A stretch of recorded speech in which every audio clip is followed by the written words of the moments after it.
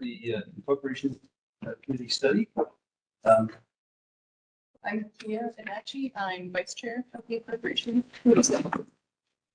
I'm Judy Gardner, and I'm a member. and I'm also with the Okanagan Falls Community Association.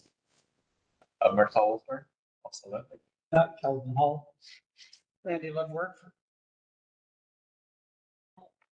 Eugene Gatling, member at large. So I'm Ian Bowen, member at large as well. There you go. Kim Ringer, RDOS. Hi, I'm Ellen Nielsen. I'm one of the consultants. Sherry Hurst, and I'm the other one. Thank you very much. Should we do the picture at the end?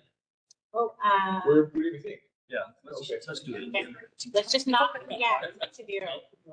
We have to forget. We'll have to Photoshop in anyone missing. Yes, there's two missing tonight. Yeah. Eleanor Walker and Debbie Rose. Well, we can always take one again at the next meeting when we have everyone, but in the meantime, at least we'll have. We probably won't have everybody at the Oh, next meeting. well, we will Photoshop it. Yeah. Got two missing for the next meeting. Yeah, Sorry. Okay. So, that being taken care of, the committee minutes of September the 11th, 2023. We could have a motion to accept. Eugene? Give me a second. Yeah, we should. Second. I'll second that. Okay. Elmo?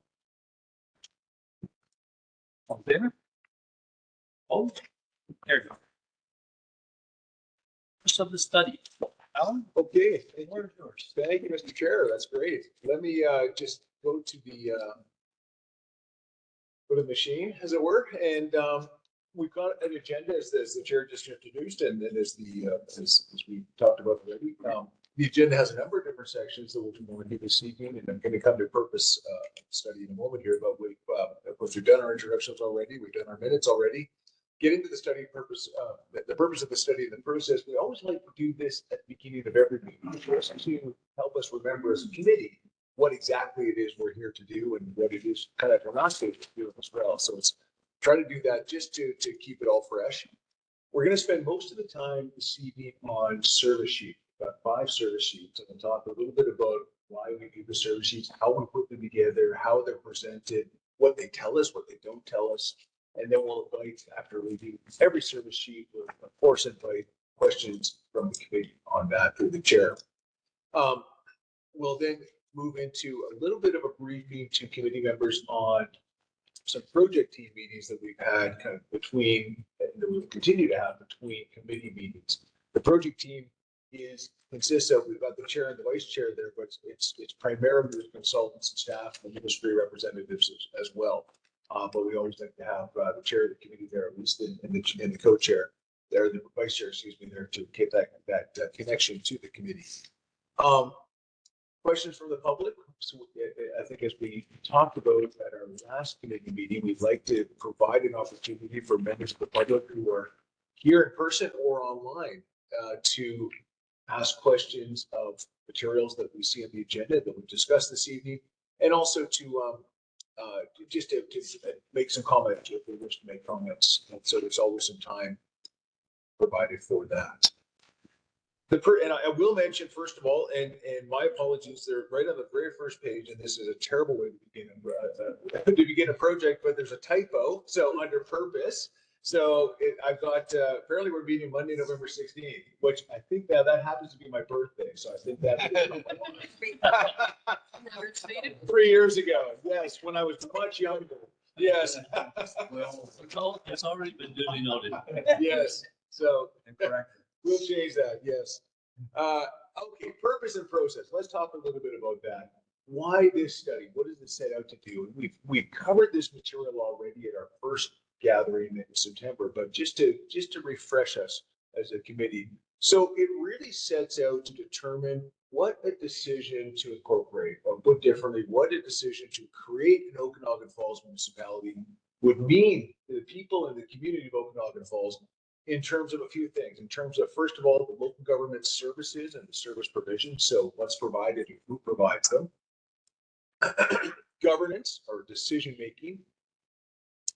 And finally, the costs of services and running the local government and how those costs translate then into taxation for residents and businesses for that matter, but for in the community.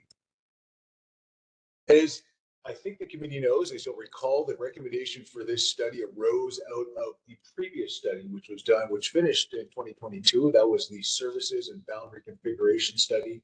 That study was headed by a committee, and oops, lost one there. That study was also run by a committee, a separate committee, a little bit of overlap, but a separate committee from this one. And it recommended two things. One was to have an incorporation study. So that committee determined that there was enough interest in the community, and there was out of all of the different options it could have recommended, it decided that it was to recommend an incorporation study. And then it also recommended a boundary. The ultimate boundary was set by the Ministry of Municipal Affairs, and we see it there on the map on the screen. And that map is taken right from the website, which we'll talk about a little bit later in communications. So everybody who lives in Area D, because we are within electoral Area D still, can have a sense as to whether or not they're within the study area if there's confusion. Excuse me. Talked about kind of what the study sets out to do, and one of the key components of that is the provision of information, so that the provision of information to electors or to residents who live in the community, and for the reason of helping voters in the community understand what the implications of the decision to incorporate would be, and really to make an informed decision. So that's a key role. There are two major components of the study, as you recall. The first is the technical analysis, and we're in the middle of that right now, or at the front end of that right now, I should say. That's going to go on for a little bit of time. We'll get into a process chart in a moment. And then the second is the community engagement. Now, I will mention, because some of you may be wondering, how come we don't have all the seats full out here? We've got the important people here, but Thanks for having us. but yeah, you've got 20 minutes to ask questions at the end of this meeting. Yeah. But and we will say, just from our experience, it's not uncommon during the analysis phase to not have a lot of public interest, because let's face it, I mean, it's only so exciting to watch a study being done. It's kind of at the end of the study when we have everything to present to the community. That's when we expect, and I'm sure we will get, quite a bit of public interest in the findings, because that's the stuff that's important to help people make a decision going forward. As this group knows, because you are the committee, the Incorporation Study Committee leads the study, and we talked a little bit about the role of the committee last time we met, and that role includes overseeing the work of the consultants, scrutinizing the work of the consultants, endorsing ultimately the work that is brought forward once you've had a good chance to understand, to ask questions and feel comfortable with it, and then also providing guidance as we go along. And we'll have a little bit of that this evening, because there's assumptions that are made in every service sheet, and we're going to present those assumptions and make sure the committee's comfortable with that. And if you're not comfortable, we'll talk about it and make a new assumption. That may require us to come back with some new analysis based on a different assumption. And then a key role for the committee, of course, is to lead that engagement of the community during the engagement phase.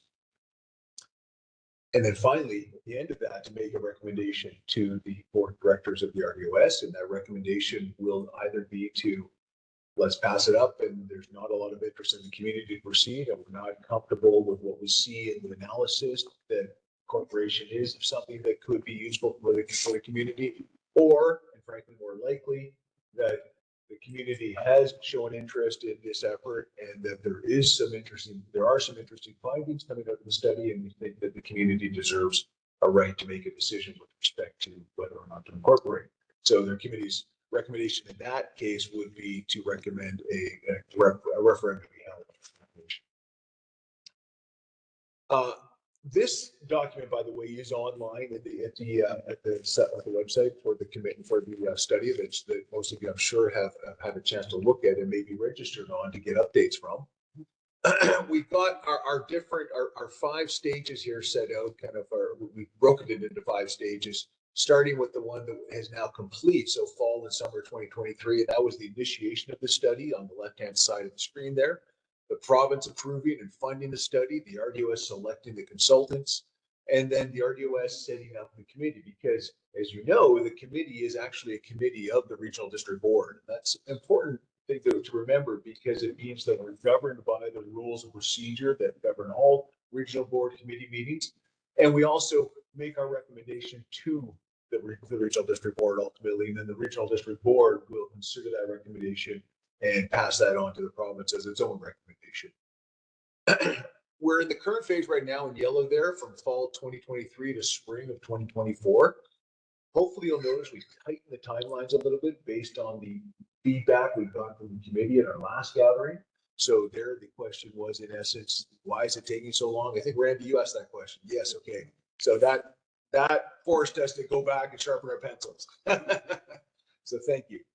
No, in consultation with the committee chair, with the RDOS as well, we were able to kind of shorten that a little bit. So we've got, ending in spring 2024, then the analysis phase, and that's where we are this evening. And it's the phase at which we assess all of the different implications and impacts of a change in governance to an incorporation.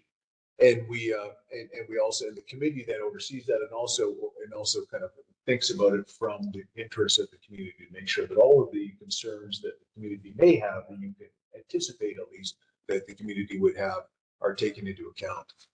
In the spring and the winter of 2024, so kind of moving through spring and winter, I guess. Spring. Oh, spring. Thank you. Spring 2024 to winter 2024. Okay, thank you. So so winter being kind of late fall in this case then. So we're still in 2024. That's where we do our both our intensive and our extensive community consultation and community engagement.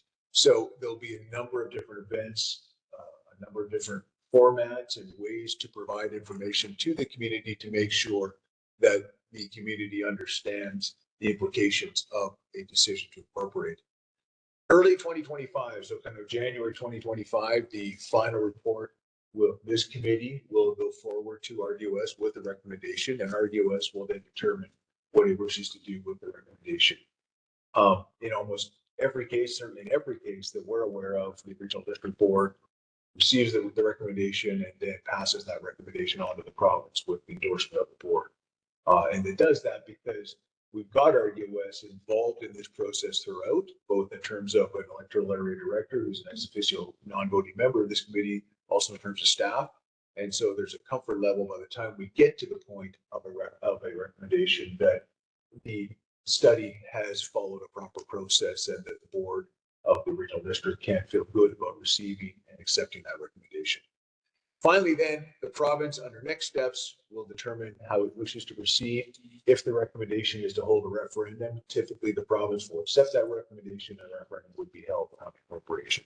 And that would be kind of, that would be in spring because there are some legislative requirements to wait a certain period of time and so forth for the referendum to be held.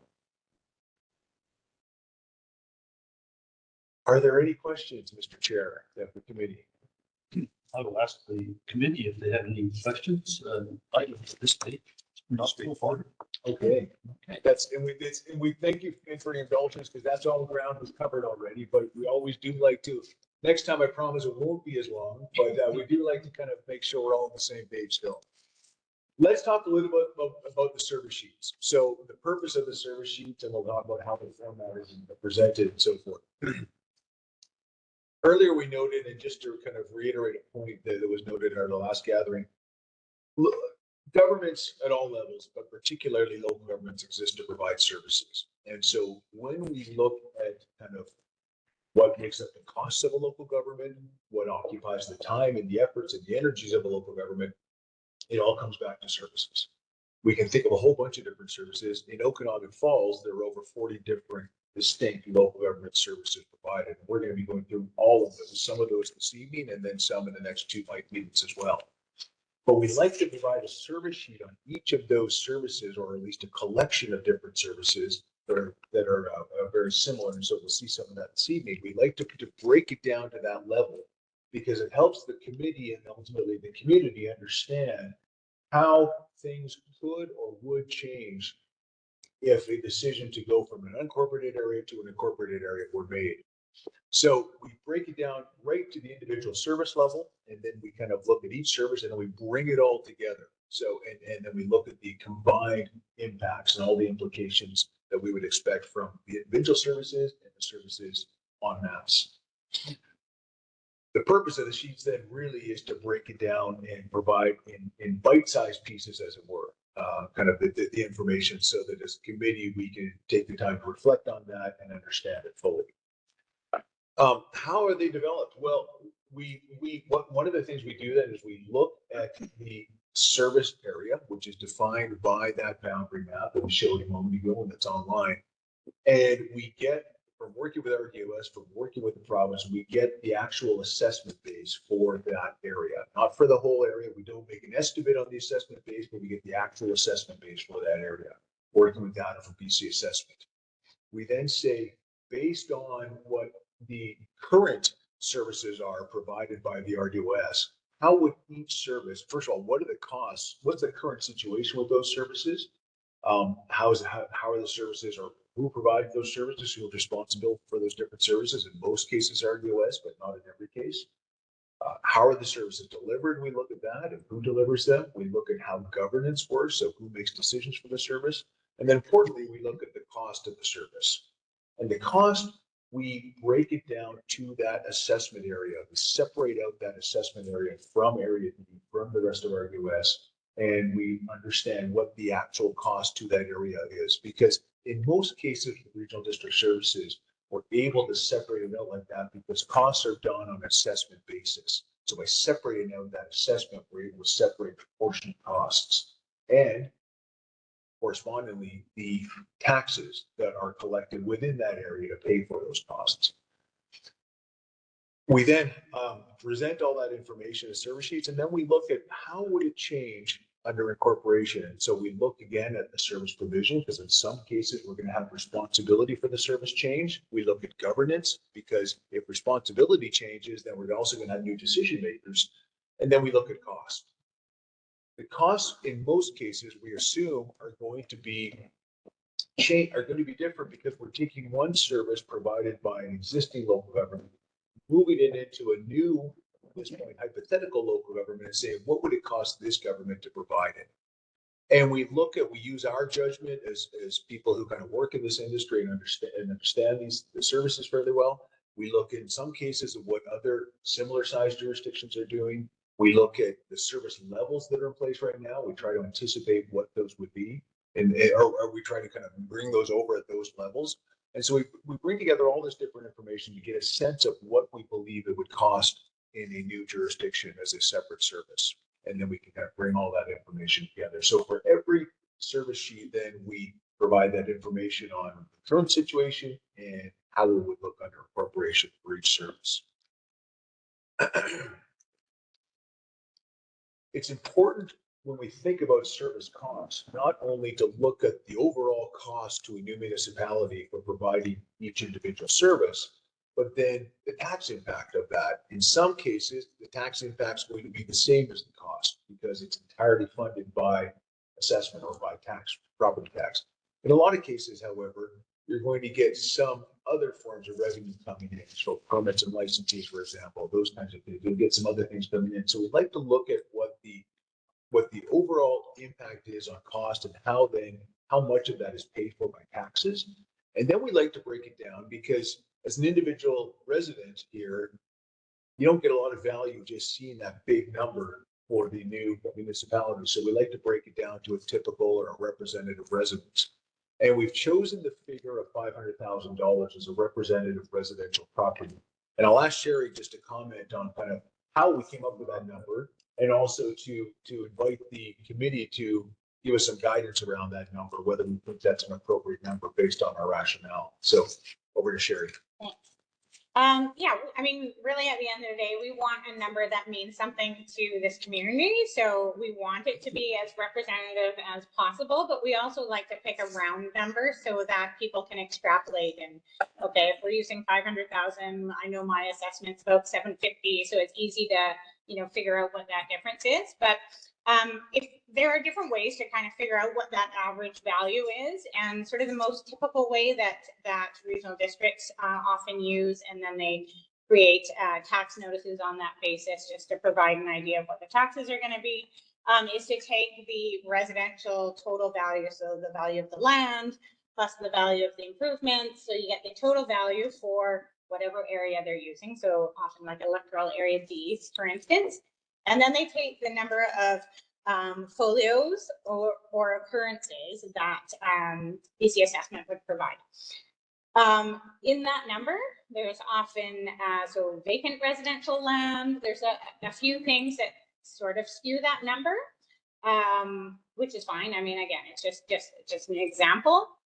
So what we've done for the 500,000, part of the problem with using the number of folios is that you might have a number of properties on folios. So maybe it's an apartment building, or maybe it's a mobile home park.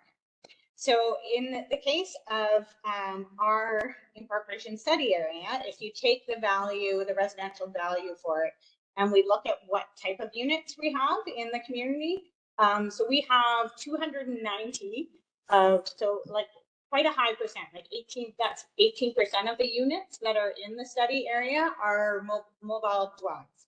So mobile homes, and there's I think 240, give or take, apartments, so it's 15%. So the fact that those are contained within one or two folios kind of skews the numbers. So if I just use the other way of doing it, I'd end up with a number about 755,000. If I add in the units, so if I take that same residential number, total land plus improvements, and divide by that number of dwelling units you have, it's like 505,000. So that's how we thought that maybe 500,000 makes more sense. But if you are like, yeah, if you have a different sense that maybe actually the average home or the people who are into like, we don't mind, makes no difference to us what number we're using, as long as it's a number that sort of you think resonates in the community, like either, yeah, that's what my property's worth, or from that number, I can sort of do the math. If I may, that's interesting to know that 18% are mobile homes and 15% are apartments. That does skew the number. Yeah. Makes more sense. My only thought is that I always like a surprise when I think I'm going to pay more and I pay less. So in this case, if you do 600,000, and then we know what the number of the tax increase might be, and then people say, well, my house isn't worth that, so I save money. So, question, pardon me, the apartments, the 240, does that include condo apartments or just apartments? I just have them like, so it's a good question, because yes, some of those will be rental, so they won't actually be paying taxes in the same way that owners will, right? Yeah. And so I think that probably includes both. And for sure, the mobile homes, so even if you're in a like Peach Cliff Estates, for instance, you're still going to have a separate assessment.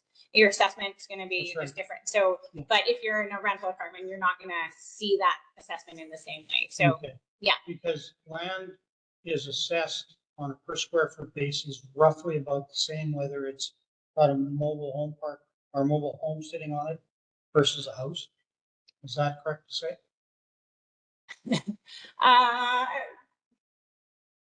It's assessed as residential land for sure. I mean, if usually land that has the ability to have a higher density will be valued at a higher value, but yeah, the zoning will affect that. Okay. But areas could affect it as well. For sure. Okay. Were you able to check the median? Is it quite close to the median? We were just taking we just use the number of units. Yeah. In our calculation. So we weren't looking at the average assessment, and neither is the regional district. They're not looking at the halfway, the median or the, yeah. Good.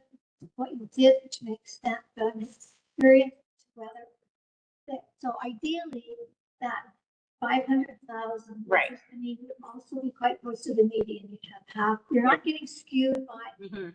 half a dozen Right. $1 million properties. Significantly skewing Right. that number. I feel Yeah. the two numbers would be close. And to be fair, when BC Assessment is giving us the total numbers for the assessment for the study area, we aren't getting the detail. I don't get the listing of the 2,000 properties in there. So I You can't can't, calculate them. no, Okay. no. So, I'm sorry, so based on the 15% of 240, we're talking roughly about 1,600 folios? Yeah, for, well, for the number of dwelling units that we've calculated through this Yeah. is like 1564. Okay. Yeah. And some of that, to be fair, like that's not all that the RDOS went through their GIS and they had it from the sewer area, then we added on that. Yeah. So it's kind of, we pieced it together and that's where we're at. For a dumb guy like me, who understands math a little bit, is it possible to go to a per thousand, 24 cents per thousand of assessed value? Yeah. So That way, every resident will know exactly kind of what they're gonna be at, instead of going, well, we picked 500,000 as opposed to 750,000. Because you're gonna get a benefit, but the lady over there with a $4 million house, she's gonna get hit. Right. Right? So I just wonder if it's an easier way to compare 1,000 cents versus 1,000 cents. Then you can see, oh, my house is worth $780,000. It's gonna cost me this much.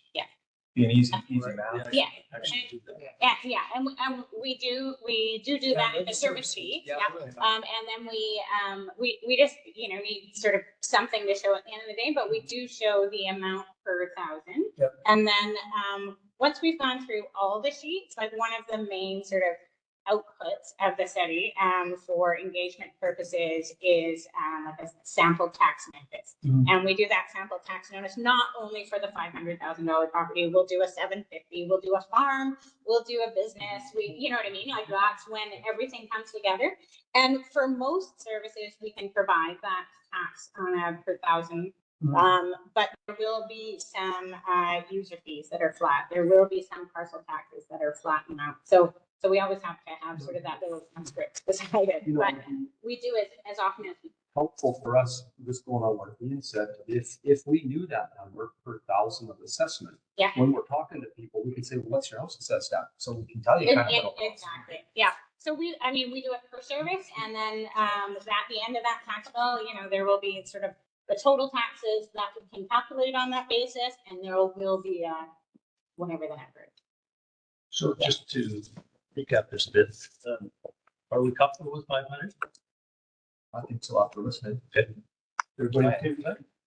Okay, let's proceed with that. Let's head into a case. Lengthy. How accurate, I know how you did the numbers, but they're accurate as far as the math is concerned. But just in your experience, sort of how much of an estimate are in the projected number, not so much the RDOS numbers, but in the incorporated numbers, because I would be a bit concerned if we were to, if there's a fair bit of estimate that we use those numbers and say to people, oh, your new taxes are gonna be this, at this point. I mean, do we need to be careful on those numbers? So if I may, Mr. Chair, yeah, so Judy, you're, if I understand correctly, you're talking about like the actual service cost numbers. So if we take a service, what we've stated, we think it will cost in an incorporated place, how we come up with those estimates? Okay, sure. So as a starting point, we try to ensure that we're dealing with apples and apples. So we try to say we've got an existing service level. We bring over that service level. We do that not only to have apples and apples, because we're looking to what we're trying to isolate is the impact of a decision to incorporate, not an impact of a decision to incorporate followed by a decision by a possible new body or a possible decision by a new body to change the service level. Because we don't want to presume that, because that is not fair to whoever the new body is, and it's too difficult to predict. So we simply try to say that given this service level, if we were to provide this service level in an incorporated entity, in a new municipality, how would the cost of this provision change from that provision? We can look at, in some cases, it's going to change based on economies of scale, and we can kind of understand that and estimate that. In other cases, it will change based on the nature of the service. In some cases, we'll want to compare to some other similar sized jurisdictions. In other cases, it would be pretty straightforward. So as we go through the service sheets, we'll outline kind of how we've come up with those numbers. And then one of the jobs of the committee is to say, okay, that makes sense. That passes kind of the gut test, or did you try this, or what about this? Those kinds of things. Go ahead. Sorry, just want to add one thing, Judy.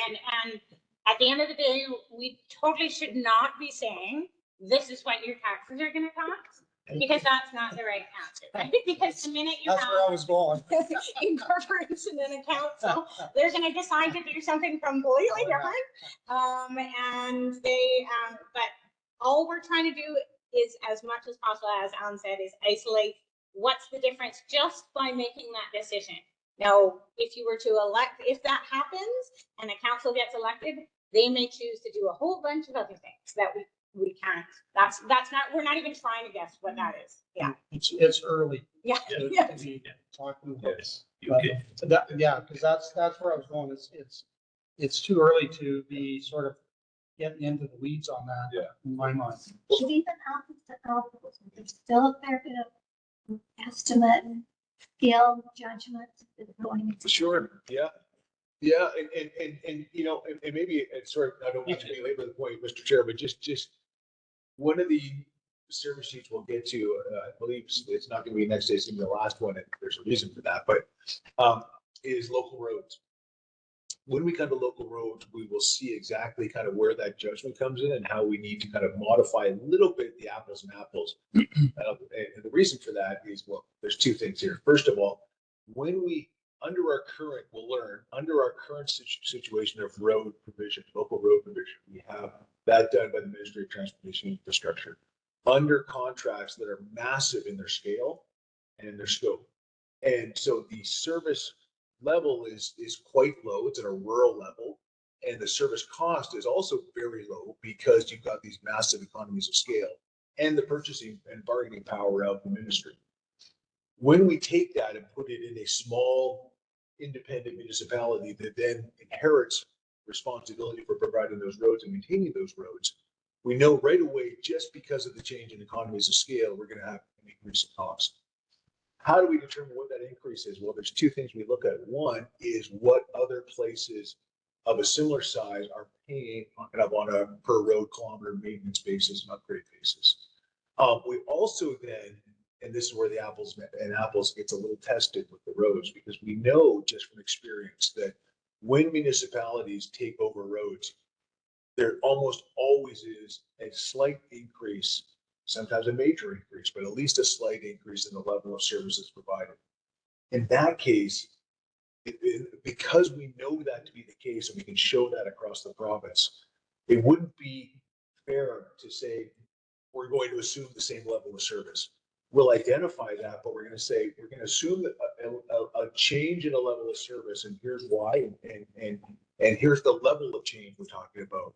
And so that service sheet will, I suspect, be the focus of a lot of discussion at this committee table, as it always is in these kinds of studies, because that's the one that not only are there a lot of projections and assumptions made, and a lot of judgment applied, but it also is pretty much the most expensive service that a new municipality will get into. And so it's one that the committee will want to spend some time on. Okay, so moving forward. Yes, okay, thank you.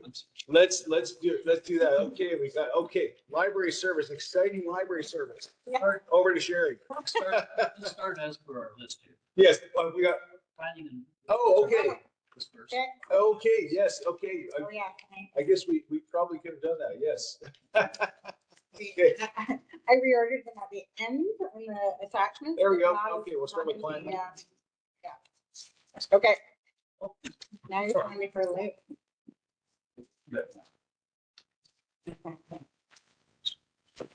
I've asked, again, next time we get our package, that they'll come out separately so that they're easier to file for you and easier to print off. And Where's one of the agenda is the library. Planning? Okay, yeah, we can talk about planning first. I was gonna do library just because it's start slow, easier. ease into it. Let's go. But yeah, here we go. Okay, so the planning services that are provided. Right now we have electoral area planning. I don't know how familiar everyone is. So planning involves everything from development applications, policies. Yeah, it's mostly reviewing those development applications, but your OCP, your zoning bylaws, some of those kind of regulations about what can be built on any particular pieces of property, but a lot of it involves reviewing those development applications that people make. Regional growth strategy. So the regional district has a regional growth strategy that involves 6 of the electoral areas, as well as Soyuz, Oliver, Penticton, and Summerland, preparing sort of that overarching plan for where growth is going to happen, how to look at sort of a higher level lens over planning and where growth can occur, what needs to happen to support that growth. And just as importantly, where growth is not going to occur and where we're not planning for services like sewer and water to go along with that infrastructure services. So that's a service that's provided by the regional district right now. Building inspection is a service that's provided to electoral areas. Building inspection is a service that the primary purpose is to make sure that new construction complies with both the building bylaw as well as the BC building code.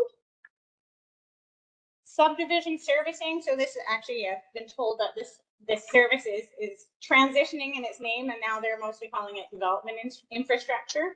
But subdivisions are something that when you're in an electoral area that the Ministry of Transportation and Infrastructure has authority for approving. But they still need to be reviewed by the regional district. So the regional district will still look at those subdivision applications, make sure they fit with the subdivision servicing bylaw, make sure you're able to be connected for water, if that's the case, or on a well, or the sewer, if they have sewer. So they still have to look at sort of that infrastructure capability, and sometimes they need to do modeling if you're planning something that's larger than, a couple single family units. And the planning department also looks at those subdivisions and just makes sure it complies with the zoning regulations. And then they provide that information back to the Ministry of Transportation and Infrastructure. So they have a service that does that. And then we used to have a heritage conservation service. It still technically exists, but it's not something that has any budget put to it. And it hasn't been an active service in the last few years. And there's nothing anticipated in the financial plan for the next five. So those are the services. Decision making. So electoral area planning gets made by all the representatives from the electoral areas. So all the electoral area directors decide on that service and make those decisions jointly. So the Area D director, for instance, doesn't get to decide on development applications that come forward in Area D. They decide as a group, because you can't have a situation where you have one electoral area director making a decision by themselves. Regional growth strategy is, again, a regional service, so it involves those participants that I mentioned, those 6 electoral areas, and or the directors from the 6 electoral areas and the 4 municipalities. So each director has 1 vote in those decisions, and if you're not part of that service, you don't get to participate in that. Building inspection is an interesting case where even though it's only provided to the electoral areas, the full board makes decisions, and that's because it's a regulatory service. So on all regulatory services, the full board makes those decisions. Subdivision servicing, again, that's just made by the electoral area directors that participate in that, and heritage conservation, as I mentioned, doesn't really have any decisions right now because it's, technically, yes, all participants that are part of it would be making those decisions if the budget comes back at some point. So the costs, and again, to your point, this is where we have the residential rate. So that is the rate that you would apply per $1,000 of assessment. So we have we're showing the rates here and in your package. Well, in your package, we actually also show the total cost of the service. So not the cost just to Okanagan Falls, just to be clear, like for electoral area planning, it's a $1.45 million. That's the service for the entire, like all the electoral. Okay. Yes, not just electoral area D, and certainly not just for Okanagan Falls. Yes. And then you can see that total cost, and then you can see the portion which in many cases is smaller for the tax requisition. So electoral area planning, some of the service cost is recovered through permits. If you're making a development application, there's fees that are associated with that. Building inspection recovers most, well, the majority of it. So about half, and actually in a typical year, more like 65% is covered through building permit fees. Subdivision servicing, same thing, they recover some fees, but a service like regional growth strategy has no fees attached to it. So almost all of it is recovered through taxes. So in your package, there's a chart that shows, again, the total cost, what portion is recovered through taxes, and then it translates into these rates that we're showing up here. And if you total all the services together, it's about $71, $72 on that representative home that we've been using 500 deposits. Now, if we look at what would happen in the case of incorporation. So we have some service impacts right off the bat, because once you incorporate, the new municipality would become responsible for subdivision approvals. So not only would they be reviewing them against their own zoning bylaw and making sure that they have the development infrastructure in place, but they'd also be the ones to approve it. So they'd be looking at the local roads. How big does the road need to be? Is this where the road should go? Where's the access from all of them? So it's a broader exercise. And then at the end of the day, someone at the municipality needs to be designated as the approving officer. Most often it's a planner, sometimes it's an engineer, and in some cases, in some small municipalities, it's the chief administrative officer. In which case they usually get support or advice from either planners, engineers, or even sometimes consultants. So that's one change right off the bat. So the Ministry of Transportation and Infrastructure says, thank you very much, you've incorporated, here's the subdivision service, we don't need to see it anymore. So that's something off their plate. If you look at the services that are currently provided by the regional district, so electoral area planning, that would normally then become the purview of the municipality. You could certainly have it provided by consultants or even contract, even the regional district to provide some of that service, but the municipality becomes the one that's responsible for that service and is going to make the decisions for that service. Same with building inspection. Again, just because the municipality becomes responsible for it doesn't mean they have to be the ones to deliver it, but they are the ones making the decisions for it. So that's going to be building inspection, that's going to be planning, that's going to be subdivision servicing. The regional growth strategy and heritage conservation would remain as regional district services. As a municipality, you would be a participant in that service still, but the cost wouldn't change for the municipality. So if the municipality, so that's sort of how the services change, but who's going to deliver them? Again, that becomes, it's a bit of a judgment call with who's going to provide the service. The municipality is obviously going to try and get the best value. So sometimes if one option is much cheaper than the other, then we would say that that's probably how it's going to be provided.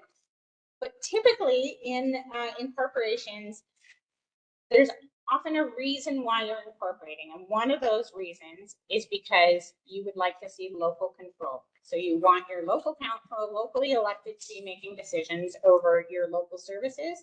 And planning is usually a pretty key one of those. So it's making the decisions on what development's happening, where, what the zoning is, what we want our OCP, which is our official community plan that guides how our community is going to look, how it's going to develop, where we want industry, all those things. It's a pretty key service that typically during an incorporation, people are looking to have that local control over. So we usually assume that that's going to be provided in-house, unless it's such a minor, it's only like 0.2 of a FTEs, in which case it's probably easier to contract that out. So we've assumed that that is going to be provided in-house here. And again, we can talk about that assumption a little bit.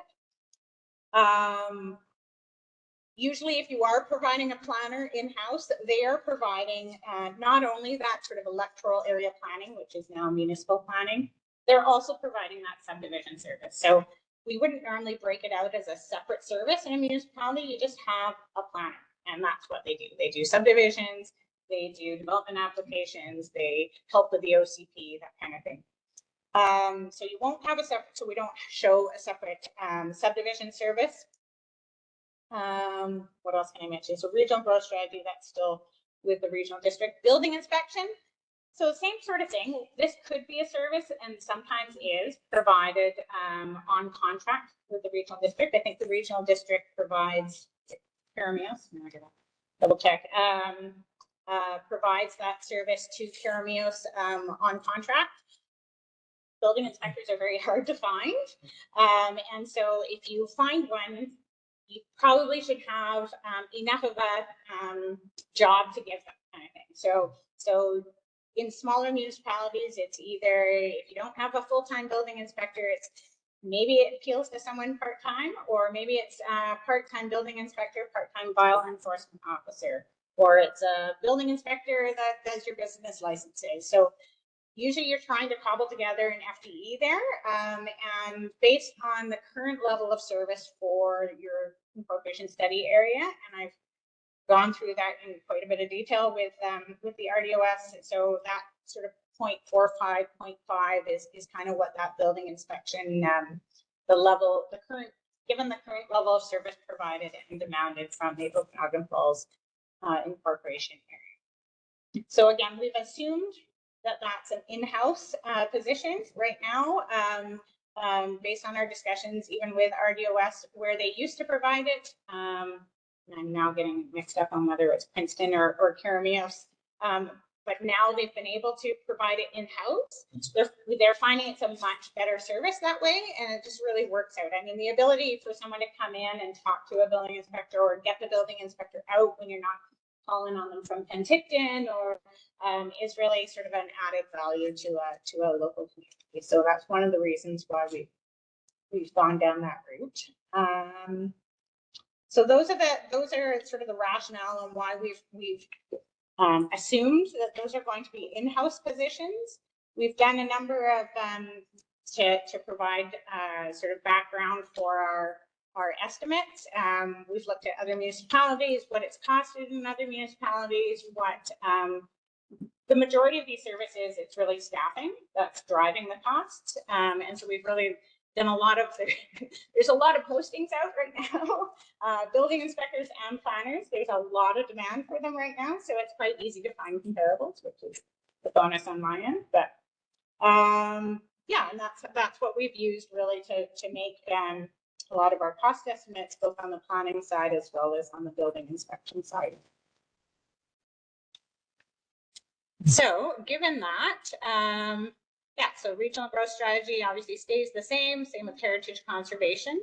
Building inspection, it's quite close, and then planning and subdivision, again, with the extra responsibility of subdivision, but also providing that sort of local resource does cost a little bit more. And honestly, we also looked at, we talked to the regional district about what if they contracted back to the regional district, and the numbers aren't that different actually once it's in-house.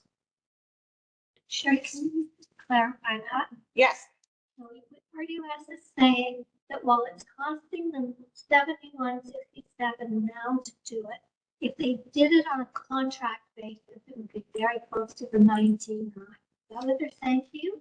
Well, they're saying that where they have contracts, yeah, so their contracted time, I mean, for starters, their contract or their planning staff don't do subdivision review right now, right? So that's for starters, an extra service that they don't provide. But for them to get involved with a different zoning bylaw, a different OCP, you're gonna have to have those extra documents. Yeah, they would charge out their planner. So whether it's, depending on the level of planner you're getting to, anywhere from usually 70, 80, 90, like it depends on who's doing the work. But yes, so that a typical contract for them, even when they do now, is usually between that $70 and $90 per hour. So a building, sorry, No, just a building inspection. Mhm. If they're doing it now, if they were to do it on a contract basis, there would be an increase because of what you just said. And what you're saying is that would be very close to the $13.95 that you calculated in health person. Is that what I heard you say? Yeah, it's not that different. So there is a contract rate that they would charge. And it is, for them, it's not just, I'm doing the same work as I'm doing right now, because you're gonna have a different building bylaw, you're gonna have a different zoning bylaw, you're gonna have, and then on top of, so you might get, from the regional district, I might get support, you know, could you look at this development application? Or can you do some of this work?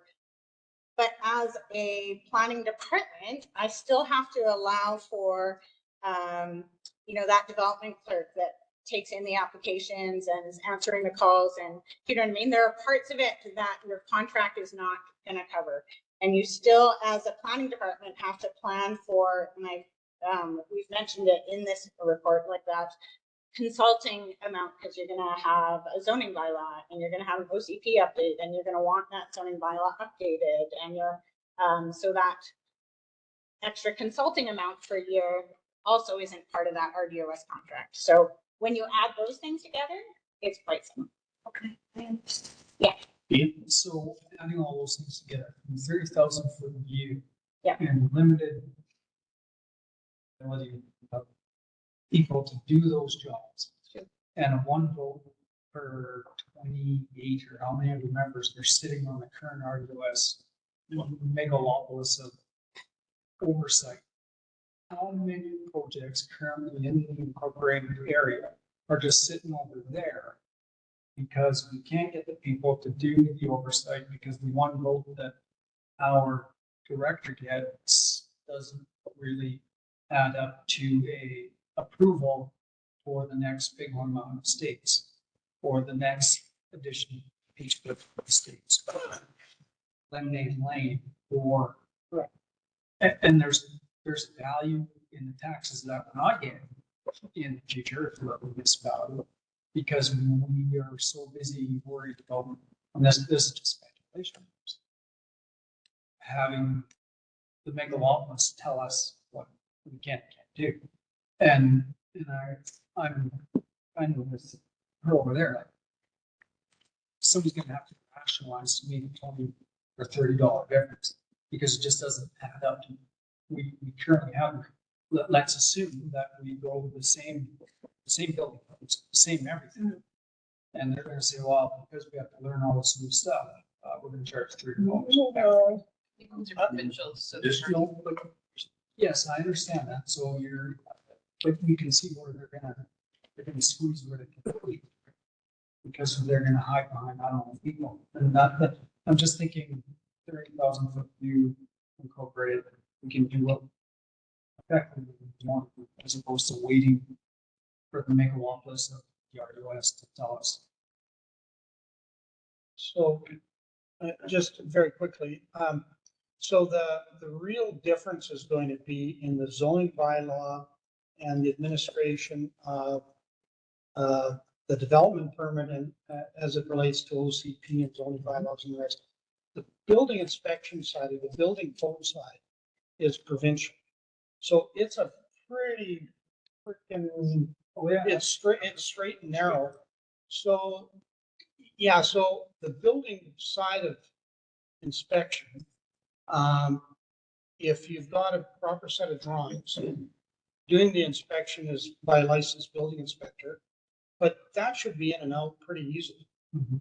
And so realistically, I don't see we're gonna get something stuck in the big wheel and it may never come out. Or if we do it on our own, even if we have to pay a consultant someplace to help out, I think most of the stuff we can do on our own. And that's what I'm saying is that, yeah, $30 just seems like, let's go do it. Okay, so we're in agreement here. Yeah. I Okay, think just looking at the time, it's almost 7:30. We have 4 more fact sheets to get through. I think we need to pick up the piece just a little bit. So unless it's up, I mean, it's up to you, Chair, but unless the questions are absolutely, I mean, we can discuss as much as you want, but we're only moving forward. Real quick, is there questions from the audience? no, Yeah. at the end, yes. Okay, Judy. Sherry, what I heard you say earlier is that with respect of the subdivision approval, Modi is undertaking that, and they are either absorbing those costs or charging them to developers. And the big reason between that 38 and 84, the big reason is the municipality has to take over. 58 and 84, yeah. 84 is the municipality has to absorb the Modi cost. And that's the big reason for that $30 increase. I don't know that it's the biggest reason. It's like one of, and they don't. I mean, they do charge subdivision fees, and as will the municipality. They'll charge subdivision fees and recover some of that subdivision cost. But it is one of, and we will get. It'll come up again in the roads fact sheet. So you do pay a provincial rural tax rate right now that goes to the province. It isn't earmarked for certain areas. In general, we assume most of it goes to roads because that's the most expensive service. But in general, it goes to general revenues at the province, some of which go toward paying for subdivision approval. Okay, so just to recap, we do have the figures before us. I guess, does the committee feel that they're realistic figures? And if they are, we should endorse them and move on to the next sub sheet. Anybody have an objection to it?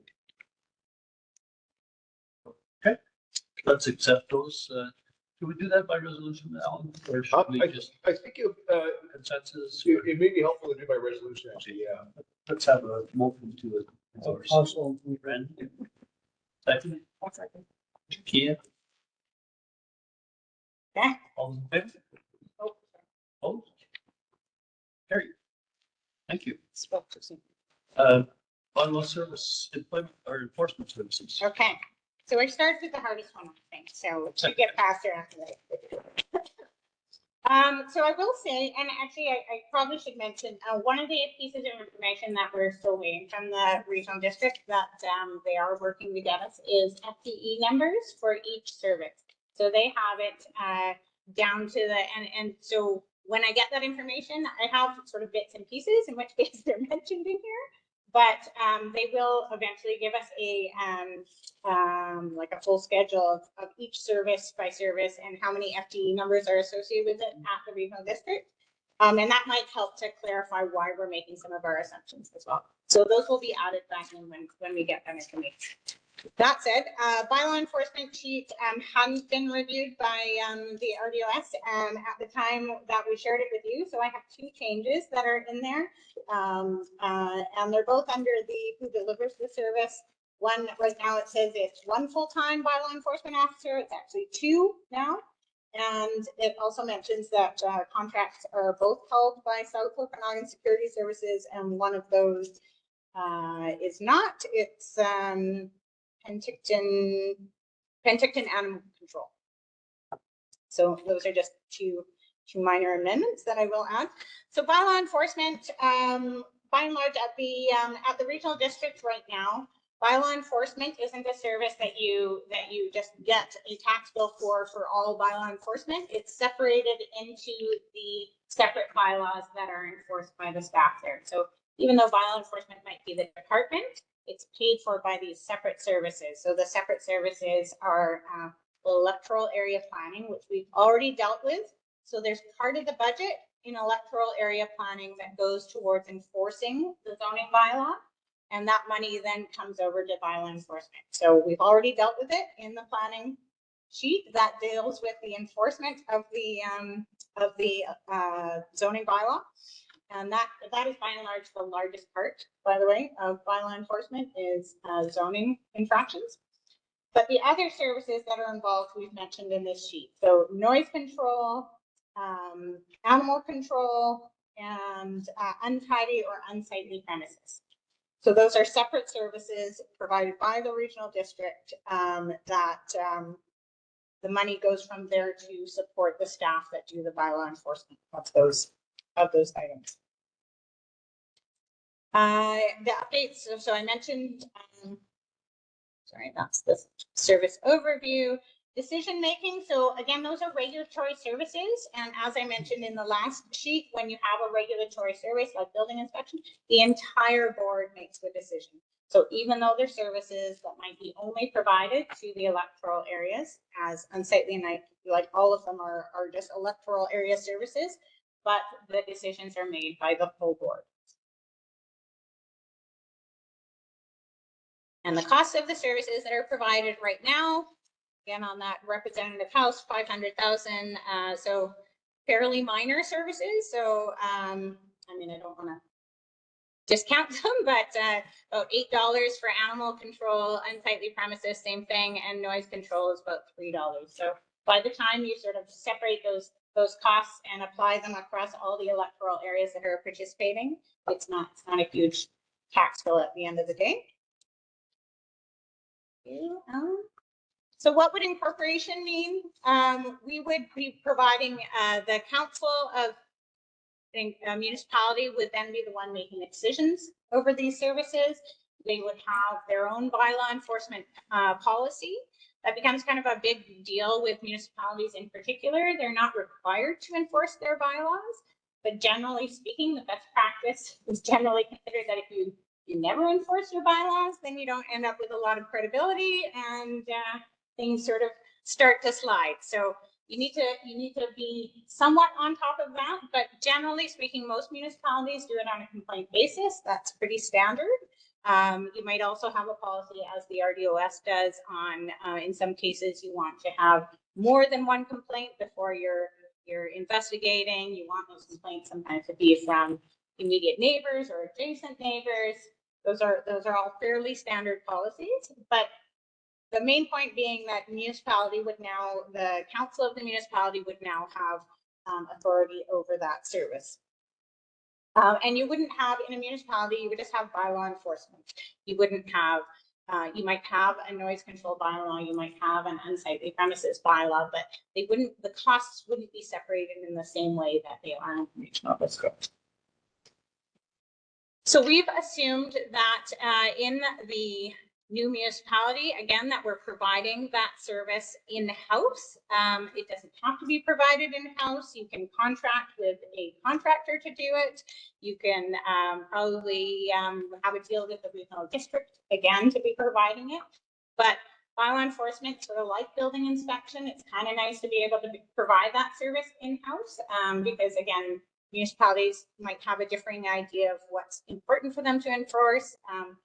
Often when you get a noise complaint, for instance, immediate response is a lot more helpful than if, there's no bylaw enforcement available to go. So all those are considerations. We looked at, find my sheet. I did the population of the Okanagan Falls area compared to all the rest of the electoral areas represents about 12.4% of the entire regional electoral area population, so all 9 electoral areas. So Okanagan Falls itself. So we kind of use that 12.4% of, and we applied that to budgets in case, just as a sort of a reasonability check. And so the 0.5 FTE that we were kind of assuming for bylaw enforcement, if we use the 12.4, I think if we use the current, like I said, I don't have the total FTE for the service, but we know that there are 2 bylaw enforcement officers and there's a clerk involved. There's probably also a portion of the director's time. So it's probably comparable to 0.4 of bylaw enforcement FTE. So we've suggested 0.5, so we might be a little bit high. But at the same time, generally we find in more urban areas, you get more bylaw enforcement complaints and or expectations of service, because you have those people living closer together, they're more bothered by other people. So often in electoral areas, in the rural areas, you don't get as many calls. In the, I mean, not always, but again, those zoning complaints are often some of the biggest complaints. So anyway, so that's what some of the reasons why we kind of assumed a 0.5 FTE for that service. Yeah, which ends up the cost differential, it does go up a little bit by adding that extra. It's, again, the cost is primarily staffing, but that's what we've used to. That's sort of the main assumption that we have there. 2 questions. One, what percentage of the fines, if any, do we currently receive from any bylaw infractions that are finable? And the second question is, in the future, we get 100% of that. So would that be applied to the 2348? So, okay, yeah, good question. So right now, the enforcement fines from the bylaw enforcement services go back to the service that they, you know, if it was a noise complaint and you received a noise fine, it would go back to that service. So as a group, they're recovering them from the services. So it doesn't matter whether it happened in area D or area H, or it goes back to the services in the regional district right now that it's created from. So they have to go, they like legally have to go back in the same, into the same service. As a municipality, yes, you would capture obviously all your fines. So the more you want to enforce with fines, then yes, you would be, you could choose to do that more actively and receive more revenues. They would all come to you, but that 2348 assumes that you are receiving some revenues from fines along the same lines that you are receiving right now in the RDOS. Those similar percentages of the budget would be received. So that, yeah, we haven't assumed a different enforcement policy, let's put it that way. Anybody else? Okay, motion to accept. You. Second. And. All in favor? Okay. That's environmental services. Okay, Mr. Chair, I'll give Sherry a break and take over this one. This one, happily for me, is quite an easy one. I will mention right at the outset, and this applies to all the ones, including the ones Sherry's talked already. When we look at the service sheet, you see that yellow box right at the outset. There are a couple of things in there that are important to point out. One is that we've noted that we made this service sheet based on the information we have right now. And it's for this 2023 budget figures.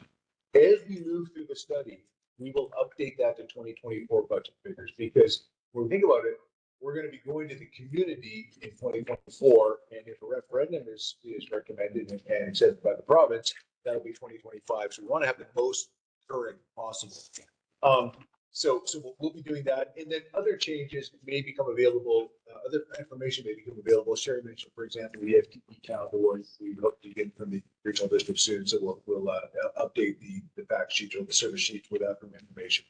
The second point to point out here in these yellow boxes is just the key assumptions have been isolated here that we've put for each of these different service sheets. So on the environmental services sheet,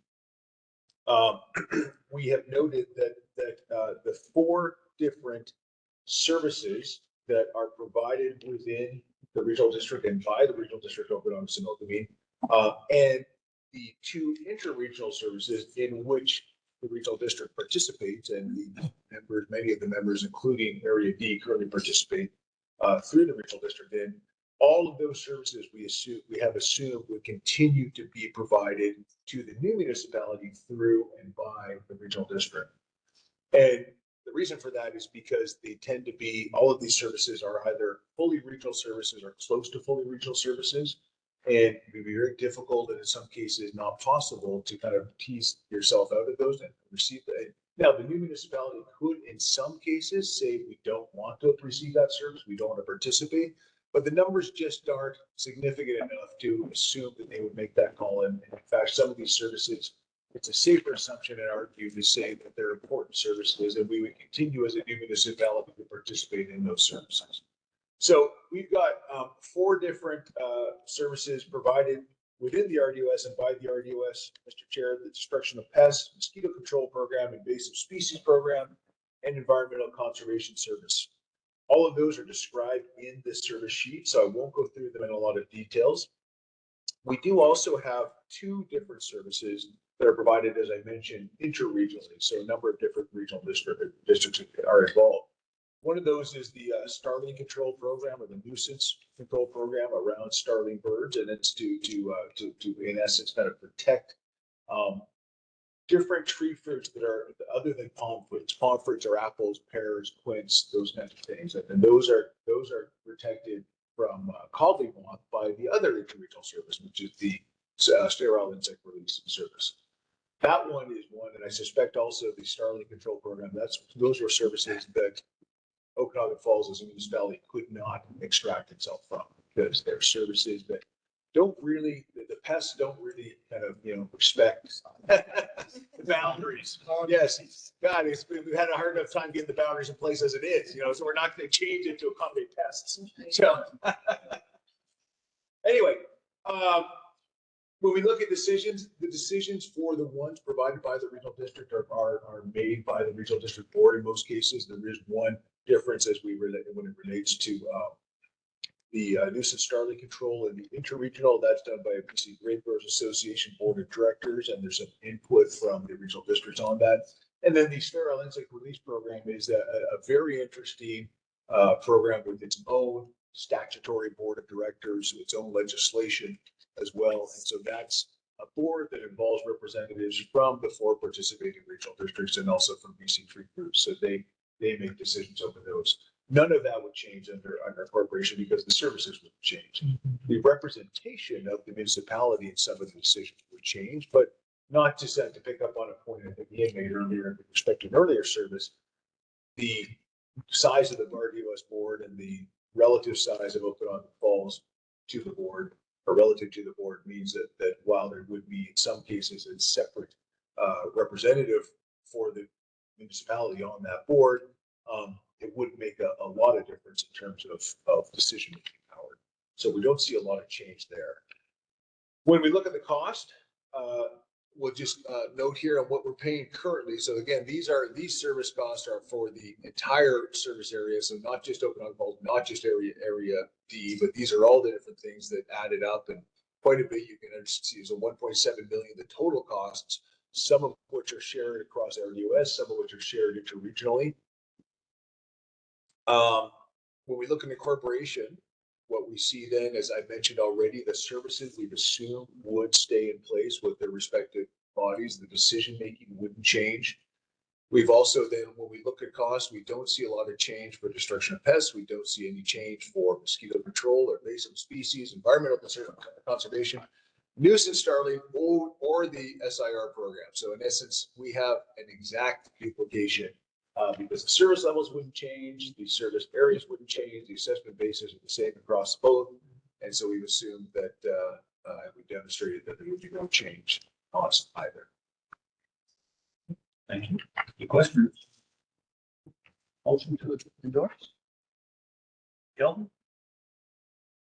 Okay. Second. Marcel? All in favor? Okay. Okay, So we just knocked off 6 services in about a minute and a half. And the next one's mine as well, actually. So let me just skip ahead to get to that.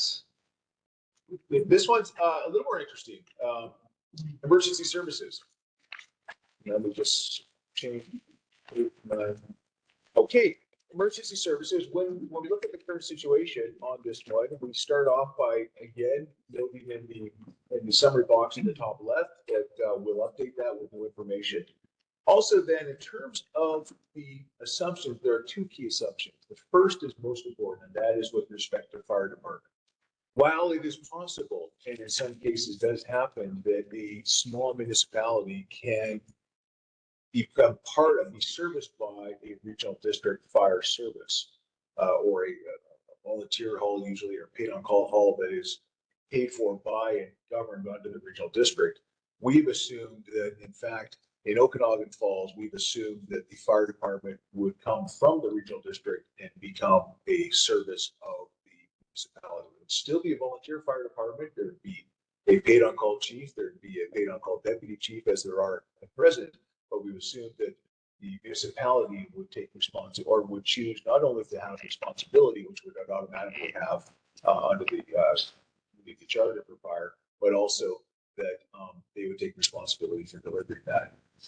Our reasoning for that is a little bit similar to what Sherry mentioned with respect to planning, and that is that while arguably fire may not be as important in terms of shaping a community as planning, building, and development services, it still is considered a pretty important service in terms of responsiveness, in terms of the ability of a municipality to determine service levels, not only the levels of individual aspects of the service, but the service scope, the kinds of different emergency services are provided by a department. So we've also noted that when we look at other places, fire departments tend to be viewed as something very important to a community. And so for that reason, again, in addition to the others, we've suggested that we believe that the new municipality would choose to kind of take responsibility for both the provision and the delivery of that and use the existing fire department to deliver that service. So when we look at, and that's the first assumption. The other assumption then is that the other emergency services that are featured in this sheet would continue to be provided to the municipality by the regional district under regional district services. We'll talk about that in a little more detail. But let's talk a little bit first about the fire department. So we've got our Okanagan Falls Volunteer Fire Department. We've got an area that incorporates all of Area D and a little bit, just 27 properties within Area I. I've talked about the paid on call fire chief, the deputy chief, and then 24 other paid on call firefighters, so 26 in total. Is authorized to provide a full range of services that we can see in larger departments for sure. And so it's part of the press of what's provided: fire protection, public education or prevention, auto extrication, medical first responder, rescue services, and property fire inspections. That's something that isn't provided right now because it doesn't have to be provided under the legislation. It does, by the way, under municipality, not as a district. But it's something that, irrespective of the unincorporated status, we understand from the chief that we're going to bring back right now.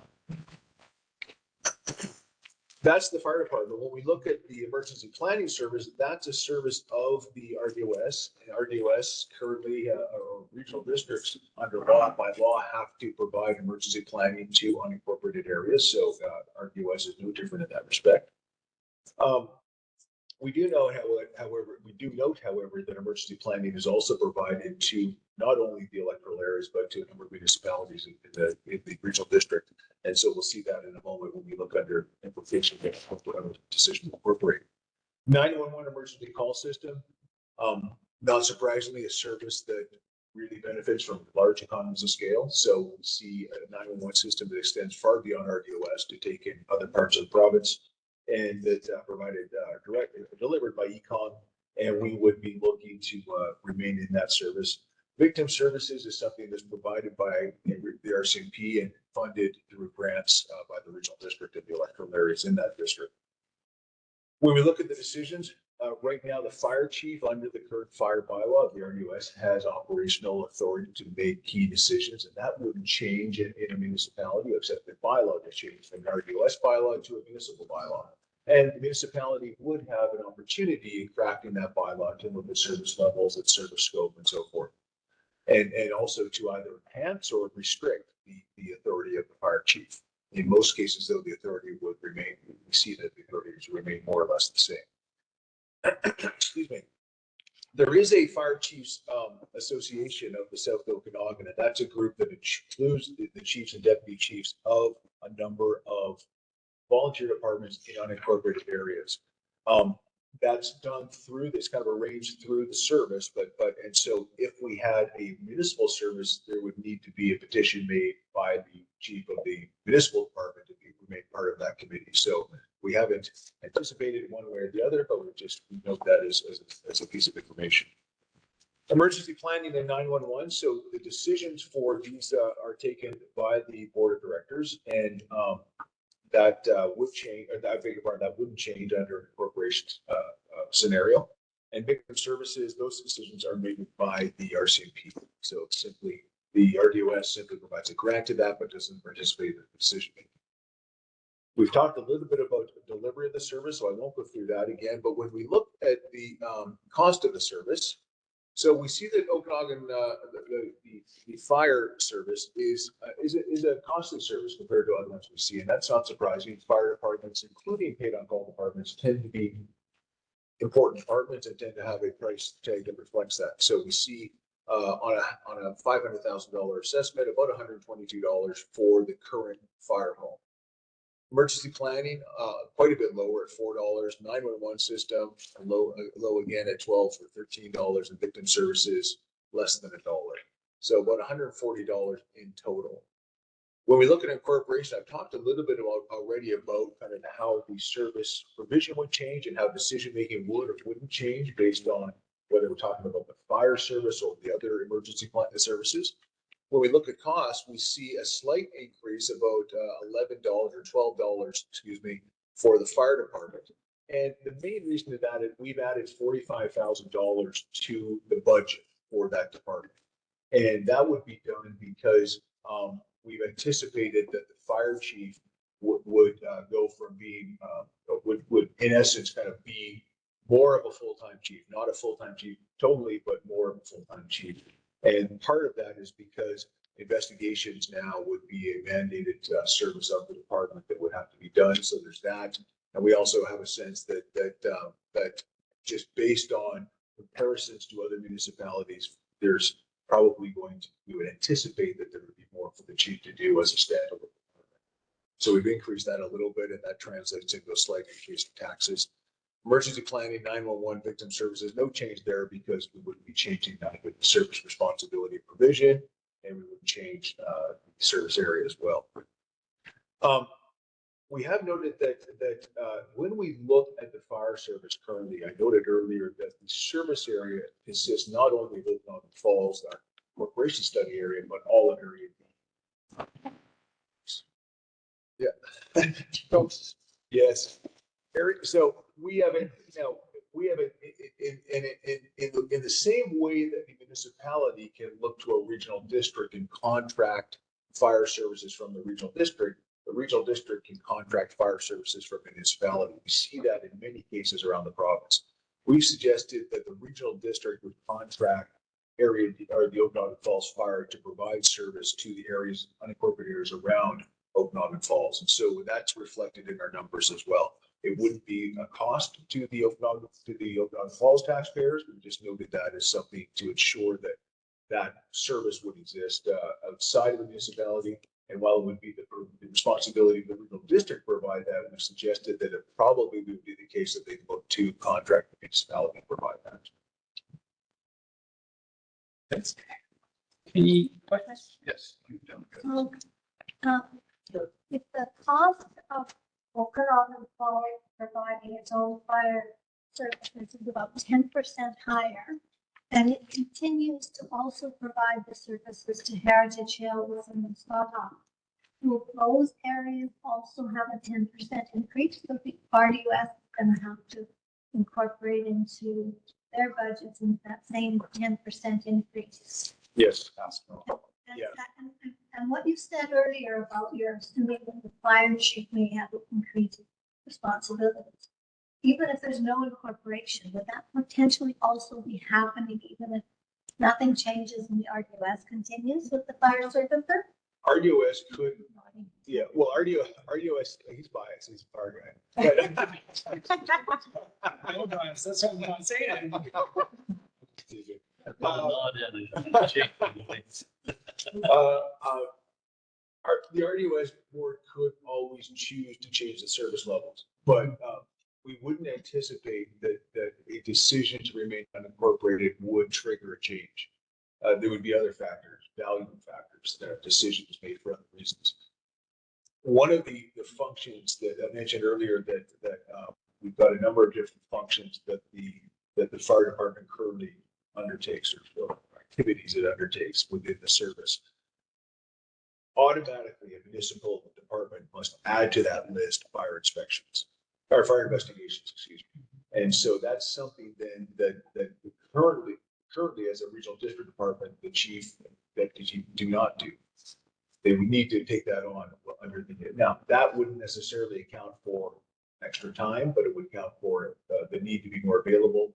We just know from looking at some, this goes right back to your earlier question, which we started at the outset of this meeting, Judy, that when we think about kind of what the impacts could be of moving from one type of local government to another without changing service level necessarily, we do look at kind of how this kind of service is provided elsewhere and the cost of that service. So we tried to kind of apply that judgment as well, and got a sense that in a standalone municipal department that doesn't have the same ability to rely on some of the regional districts' support for its range of municipal or of unincorporated departments, the fire chief and the deputy chief, we would anticipate would have to take on more administration, would have to take on more of those functions than currently the RDOS would do. If the RDOS like this idea of charging Heritage Hills 10% more, can they unilaterally say we're not transferring the fire services, we're keeping them in the RDOS, and you're gonna have to contract to us? No. No, okay. Yeah. They have to transfer. Yeah. Yeah, because the jurisdiction will rest with the municipality to decide how it wishes to provide the service. Okay, thank you. Thank you, Chair. One quick question. The underwriters set rates Yep. of our insurance based on our fire department. If we move from a regional district managed fire department to a local municipality, is that going to change the underwriting rates for Okanagan Falls? No, the fire's underwriting survey, that's going to look at the water system in place, the pressure, the distance between fire hydrants. It's going to look at the equipment that's in place. It's going to look at the staffing, the resources. It's also going to make sure that there's a fire bylaw in place and what are the services and is there a decision-making body. So none of that will change. Some of the players will change, but all of that infrastructure will be the same. But yeah, rates will stay roughly. Exactly. Yeah. Or at least it wouldn't change as a result of incorporation. They may change for other factors, but not as a result of a decision to incorporate. Further down, big things they look at is pump capacity, how much can you pump in per minute, and what's your manpower staff. And once, if you go below those levels, and the rate goes up. Which does that 45 grand for the chief include the stipend that they already get, or is that on top of? That's 45 on top of. Okay. Yeah, it's basically a top of. Yeah, and second thing, I think what you're asking about, SCA estates and Heritage Hills. So if the RDOS says, yeah, we're not going to contract you, their insurance rates are going to go through the roof, and now they're unprotected. So somewhere in those discussions, we can probably make up that $45,000. Right? And that's the thing I'm not advocating for administration. Yeah. We control what we do. And I think, if I may, Mr. Chair, we haven't belabored it. I think that needs to be a good point. I think it's one of the dangers of breaking out service by service is we can sometimes look at a service in isolation of the others, which of course is what we're doing, and also think, well, okay, we can bargain harder here and that kind of stuff. Of course, when we bring them all together, a deal that we may push in one service may come back to bite us in another service. No. Yeah, so we want to kind of, but that said, any municipality would be very transparent with its books because it's all public information, and we demonstrate to the regional district, here's what our costs are. It's not reasonable for the regional district to assume that we're going to subsidize the outlying areas. So if our costs are this, then we would anticipate that you would pay a proportional rate. Anything further? Motion to. Nice one. Randy, second by Eugene. All in favor? Right. Last but not least. Okay. And now the favorite. Yeah, if you thought that one was fast. This one only has one service. And we don't even provide it at the regional district. So library services, of course, involves the physical provision of actual libraries that you can go to, including the Okanagan Falls Library, but also the ebooks and online. So that overall broader library service. Right now you get it from the Okanagan Regional Library. There you can see in our assumptions there that we assume that as a new municipality, the Okanagan Falls municipality would also get their service from the regional library service, because the only other option is providing it themselves and providing a municipal library, which most of the ones that exist because there was some sort of history of a municipal library already being there, or they really disliked the current service that they were getting, or they didn't even have an actual library in their municipality, and so they developed a service. But generally speaking, unless you're totally unhappy with your library service, there's no real reason not to have it provided by Okanagan Regional Library, which is a much larger in terms of purchasing power and distributing costs, because they provide to 4 regional districts. I think it's 19 municipalities. Anyway, so it's a really, really large. Yeah, it's a very large service. So the library service makes their, so they figure out their budgets. They have their own board. So it's not even the regional district of Okanagan's making the decisions. It's the Okanagan Regional Library Board and a board of trustees. The regional district has a member on the board that represents sort of all the electoral areas that participate in that service. So they make the decisions on it. The costs, they have their own formulas for distributing the costs, and they use 50% assessment base and 50% population for each participating jurisdiction. So right now, the RDOS electoral areas are considered one jurisdiction. So based on the population of the electoral areas and the total assessment of the electoral areas, they get a chunk, a requisition from the ORL that says, here's what this is what we need you to pay. And then the RDOS takes that and they distribute it based on assessment. So the number comes from the ORL and then they distribute it that way. Now I'm jumping ahead of myself, but the change that would occur if you were to become a municipality is that Okanagan Falls would become its own, so the municipalities get their own requisition. So they're part of that puzzle where 50% of their population, 50% of their assessment base goes into the ORL's large puzzle formula, and they would get their own requisition and then distribute it amongst their own tax base.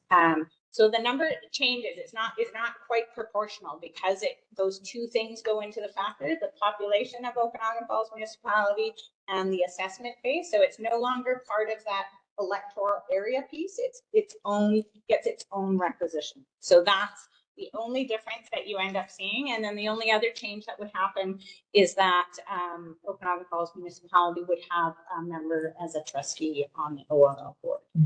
And really, that is the only difference.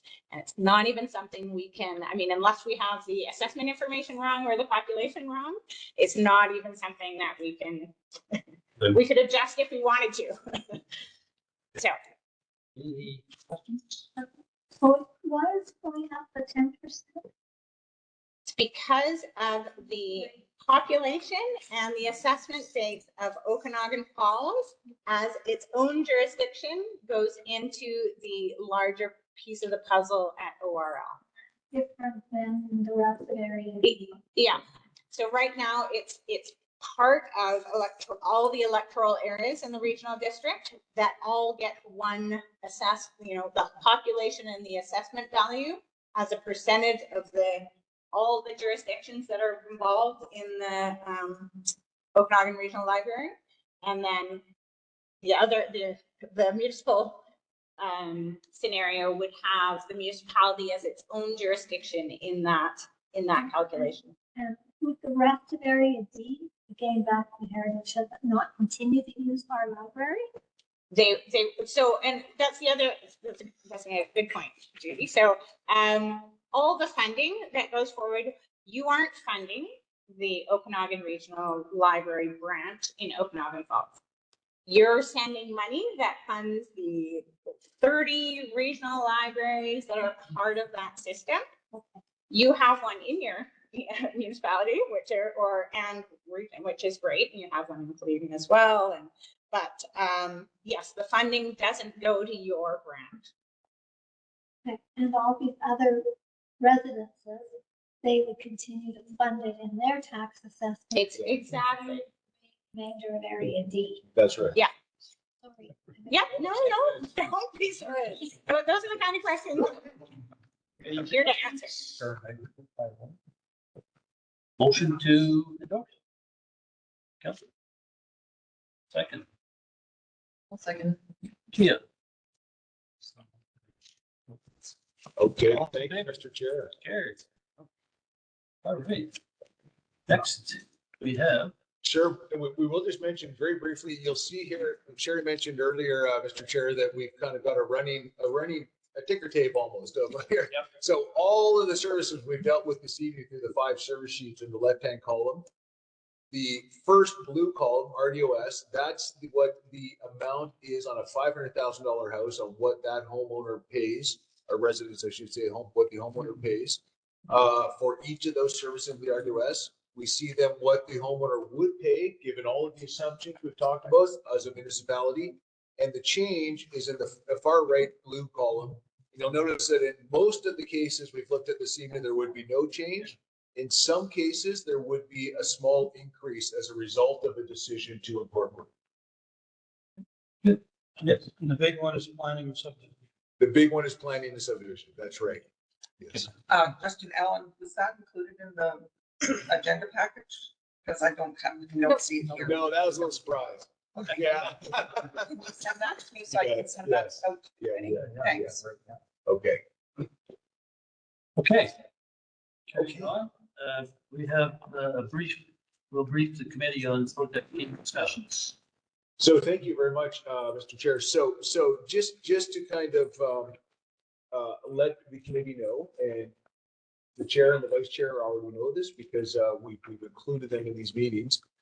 We, over the course of these studies, it's important because we've got a number of different jurisdictions, a number of different players involved. So we've got the consultants, of course, we've got the committee itself, so we've got the chair and vice chair representing the committee.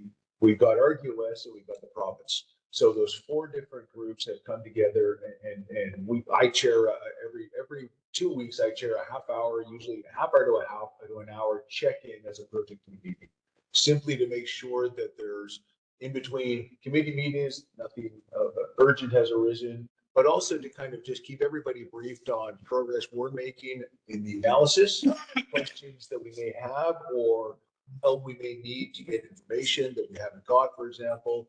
We also talk about some of the postings, information postings we'd like to put on the website or put there to social media to kind of keep some momentum going in between meetings. So the purpose of those meetings then really is to just keep the key players, including committee through the chair and vice chair, apprised of what's going on in between meetings. So it's kind of, and at the last one we had, for example, the last project team meeting, we went through this agenda and how we wanted to present the materials to make sure that everybody was on the same page and so forth.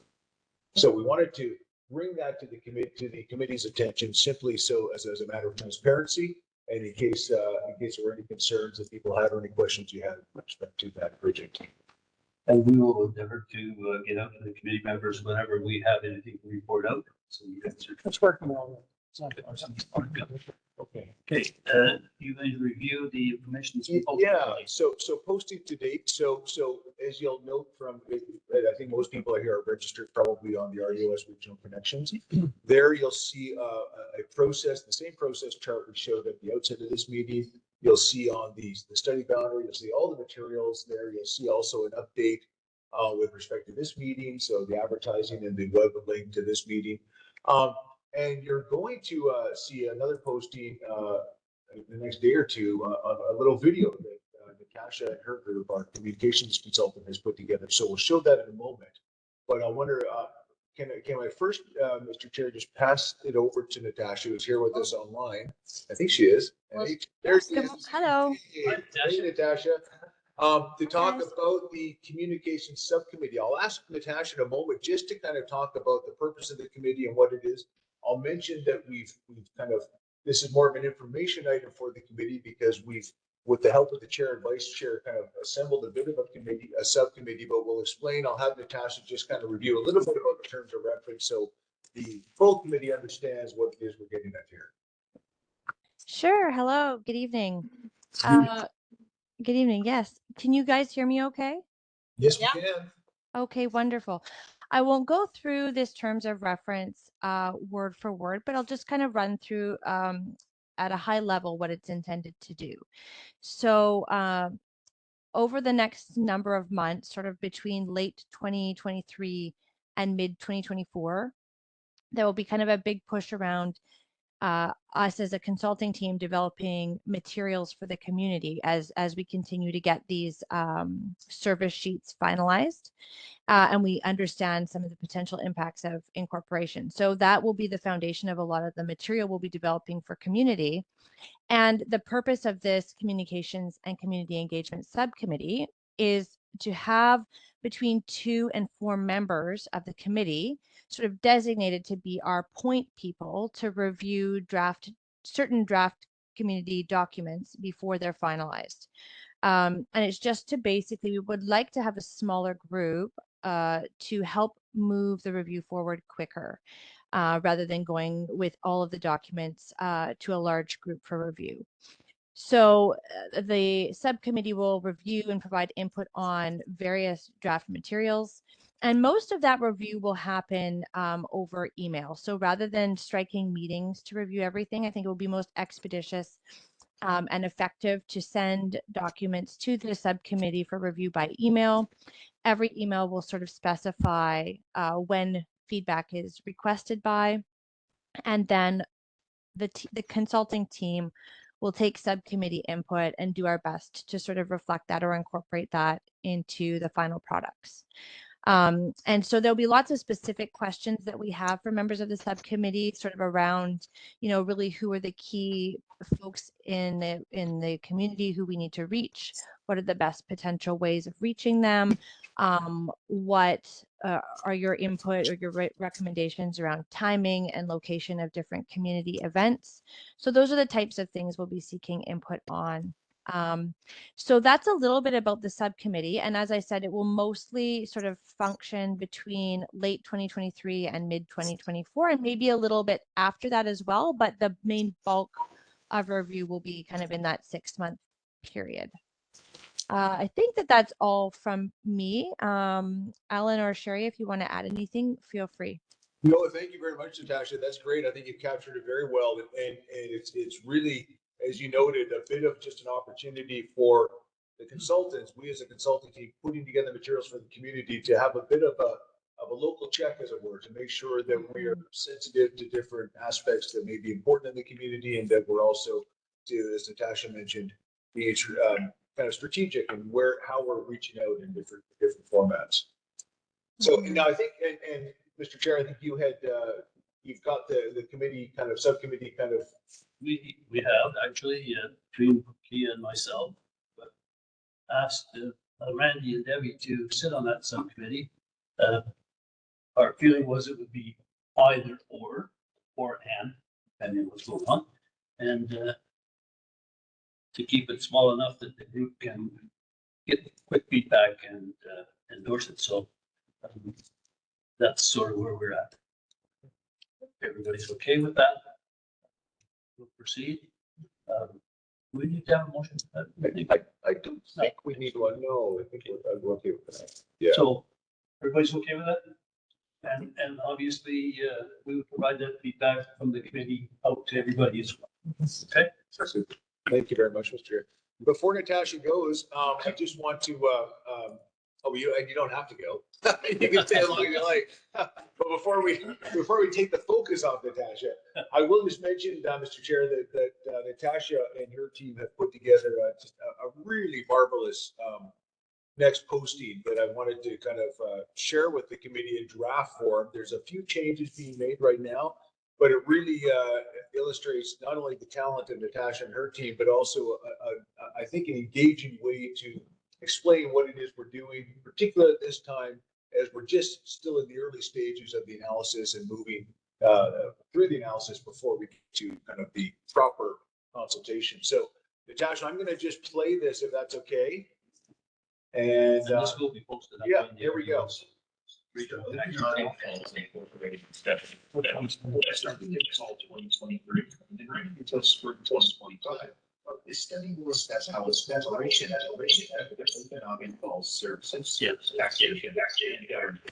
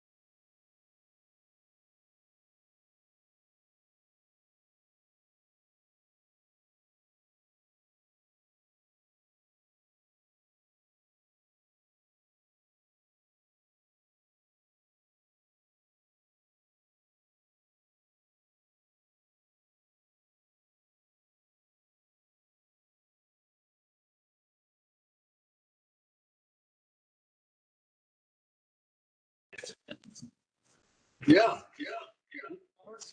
No. Okay. Okay, so we wanted just to show that and just you see you've seen it here first, and kudos to Natasha and her team for doing that. Quick question. I couldn't. What's the hit? What are hits like on the website? Good question. Oh, it's, Natasha, do you happen to know that, Natasha? Yeah, in general, website traffic has been sort of up and down since the committee last met. So it kind of, so we went from, I think, having like a few people following the Incorporation Study webpage to now that number is at 37. So it's not a huge jump, but it is growing, which is good. Those are people who are subscribed for updates to the page. And then we have periodic increases to the number of people viewing the web page as we do sort of like the every other Friday social media posts. And we, you know, like we had an increase when Ellen did his interview on Global TV, for example. And then we have little blips when we do the biweekly Friday posts. So it kind of, you know, that's typical web behavior. The numbers aren't huge, but what we want to see is that people are responding to information that's being put out, and we are seeing those sort of like little peaks. So that's good. And I think over time, we're hoping that the numbers do grow as we start to like push the content more and we have more substantial content to share. I think it's kind of what I would expect it to be at this point, which is fairly low numbers, but that the numbers are responding to the information we're putting out. I can say, Mr. Chair, just to follow Natasha's point, with the West Kelowna Incorporation, so West Side Governments 10 years ago, or 15 years ago now, I think, that one was very similar through the analysis phase. And we had actually only one meeting of the committee over, and that analysis phase was a year and a half. Did we have any members of the public? The rest of the meetings were completely bereft of public attendance. But once and the website had similar traffic as we are having, but once we hit that communication and engagement period, there was very robust turnout. So, of course, it's, as we mentioned earlier, it's sometimes hard to get excited about a study going on. We're kind of seeing like the dips, like, so you can look at tracking over time on the back end of the website. And, you know, like when we put information out, we'll get like 20 views kind of, and then it'll dip down the next week. If we don't put something out, it's down to like 5 views, and then it'll go back up the next time something is out to, you know, 25. So like I said, the numbers are not high right now, but I think that we're not working that hard to pull people in right now. We're just really trying to acquaint people with the fact that this study is happening and that website is there when they, you know, when they need the information. So we're hoping that those numbers are going to increase dramatically, sort of like in early mid 2024. Okay. Yeah. Any questions of Natasha? Nope. Okay. Thank you very much, Natasha. Thanks, guys. We're working with you. Question and comments from the public. Yes. So something first, I didn't see anything there regarding policing. Is there going to be any cost increase or any cost? I mean, are we going to have RCMP representation or? Sure. Yeah. Thank you. It's a very good question. Policing is certainly an important service, and costs will change. But we'll see all those. Each of those service sheets we saw this evening, there'll be one coming forward in the subsequent meeting just on policing. Okay. Yeah. For another question, not really regarding the budget, but jurisdiction.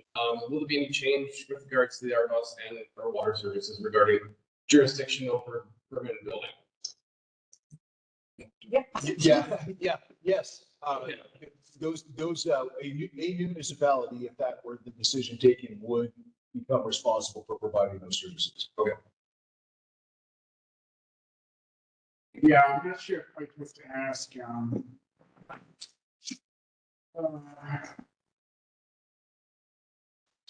don't know. Like, I mean, I know we're pretty limited on what we have in town here for employers.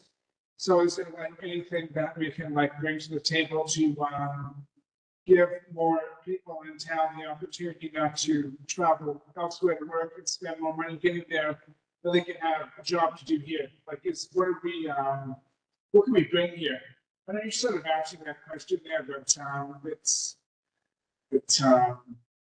yeah, there needs to be something more attractive to young people to get them to invest in this community because, well, it's mostly retired people here, and we're all trying to fill in places that they need. And as we all get older, and especially that's the thing of life. Well, what are we doing to help young people? And how we will do that? That ties into the question in the chat there as well. Yeah, I can offer some thoughts. Yeah, okay, sure. Thank you for the question. A jurisdiction's or a community's ability to draw investment and to draw people as well, and to kind of provide different services for those people, whether they be youth or seniors or whoever. That's going to depend a lot on the types of decisions that are made by the governing body.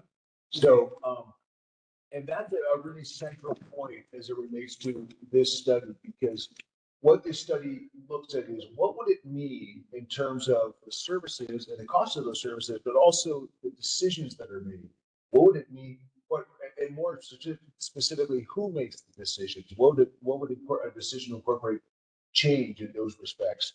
So if the community decided to incorporate, then you would have a separate municipal council based here in Okanagan Falls that would make decisions around recreation, around economic development, those kinds of things. Right now, those decisions are made with local input through groups like Judy's and others, but they're made ultimately from a service perspective by the regional district of Okanagan Falls. I'm not commenting on which is better, because that's going to be for the community to decide, but it's just will be different.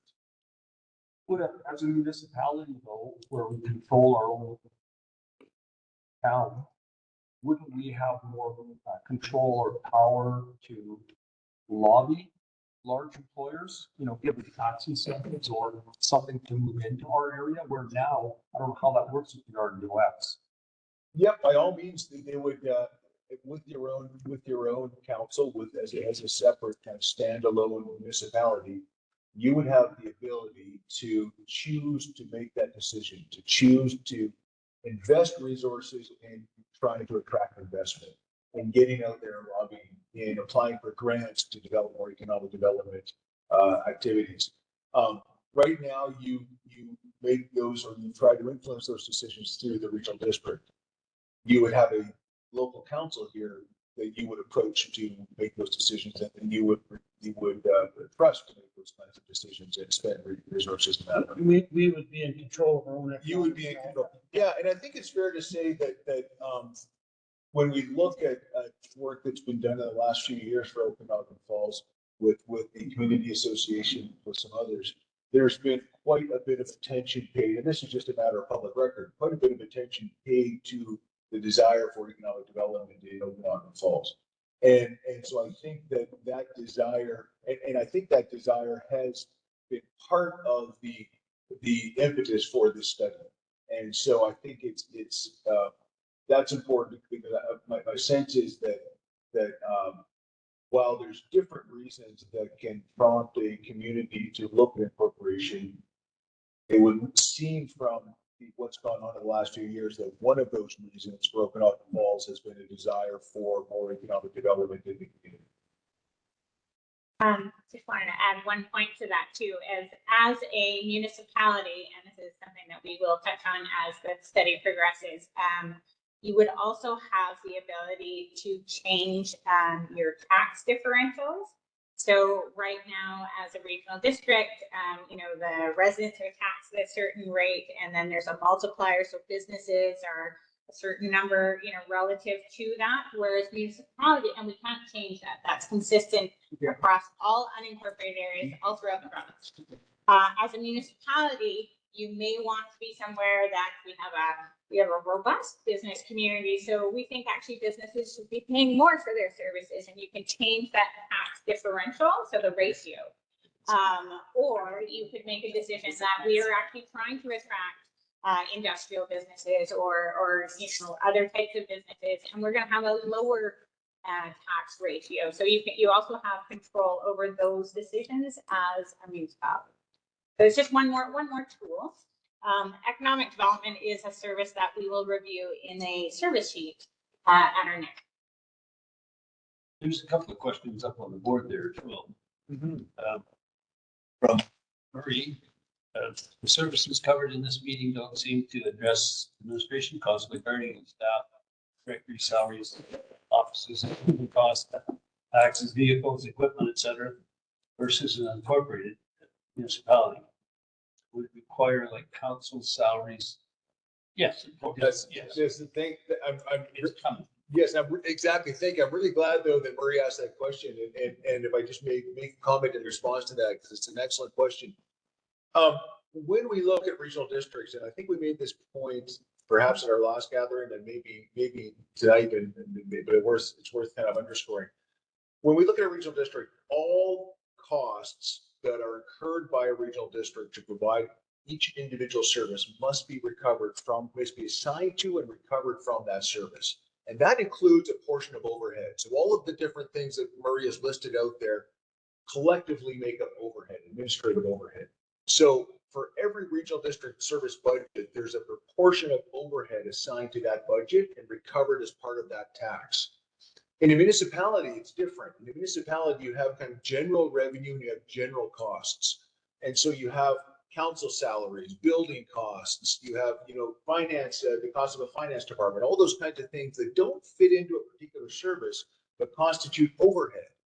A municipality just recovers the overhead through general revenues. They don't split it out among services. But in order to provide a useful comparison and keep this kind of apples and apples comparison going, what we've done is for each of these services, we have removed from the RDOS calculation. So for the current situation, the administrative overhead that is charged to that service. We will then collect all of that administrative overhead and feature it in a separate service sheet called administration.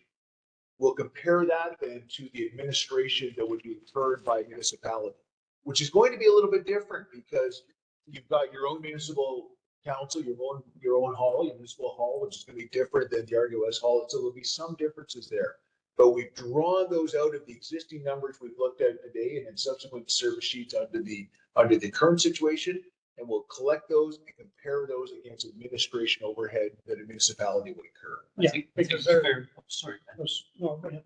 I think it's fair to say that there's 40 more service sheets coming. So yes, list a few. Stay tuned. We've got a long ways to go, and we don't want to have the whole focus of it going towards whether we are going to become a municipality. This is a fact-finding issue. Well said. There's one more question. Oh, I think we Any might. thoughts? Yeah. Yes. Any thoughts on how we should have this? Yeah, that's. Ben? Oh, I was just, I lost my train of thought. It's past Randy's Yeah. bedtime. Yeah. Having said that, you got anything else, John? Thank you very much. Awesome. So the next meeting will be January the 23rd. Yep. 24. Yes, I had problem with the years. Yes. We've already had this one. We're done. Yes. I'd just like to thank everybody for coming out tonight. That's awesome. Good discussions. And I'd like to thank Kim and Harry for putting in their time tonight. Thank you very much. And Al and Carrie and Natasha, we look forward to working with you for the next quite a while. Like it or not. Yes. So As soon as I finish. No, that's okay. And there's also provide a brief review. Yes, thank you. I can just tell you very briefly, Mr. Chair, that at our next meeting, we're going to have 4 service sheets. We're gonna have one issue sheet. That's gonna be, that's gonna be an issue sheet that talks about the impact of incorporation on agricultural properties from a tax perspective. And then we're also gonna have one profile, a demographic profile of the area. We'll get that in. That'll be a week ahead. It's awesome. Yes, you can. So that- Well, I'll let you solve it.